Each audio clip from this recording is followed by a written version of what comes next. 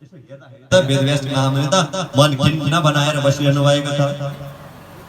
ओहो, अनि सोध्नु भयो त्यहाँ आएन वेदव्यास महामुनि, किन यस्तो तपाईँ मन खिन्न बनाएर बस्नु भएको छ? तपाईँ त सन्त जस्तो मान्छे, भगवानका नाम स्मरण गर्दै भगवानका अनेक कथाहरू श्रवण गर्दै बस्नुपर्ने मान्छे।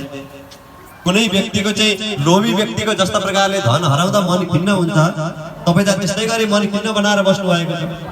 के भयो तपाईँलाई भनेर नारदजी महामुनिले सोध्नु भयो।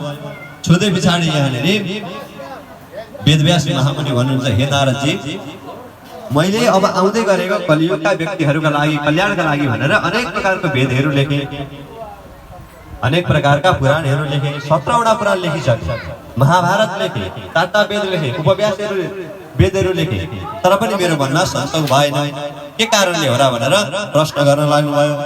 प्रश्न गरे पछाडि नारदजी महामुनिले भन्नुभयो, हे वेदव्यास महामुनि, तपाईले जति पनि ग्रन्थहरू लेख्नुभयो ती सबै ग्रन्थहरू लेख्दाखेरि तपाईले कलियुगमा हुने व्यक्तिका कल्याणका लागि मात्रै सोच्नुभयो। कुनै समस्या आयो भने समस्याको समाधान गर्नतिर लागिन्छ नि, त्यस्तै प्रकारले तपाईले कलियुगको समाधानका लागि मात्रै ग्रन्थहरू लेख्नुभयो, तर तपाईले भगवानको गुणानुवादहरू उच्चारण गर्नु भएन। भगवानका कथाहरूलाई त्यहाँनिर धेरै रूपमा श्रवण गराउनु भएन, त्यहाँ ढाल्नु भएन। त्यसैले गर्दाखेरि भगवानको गुण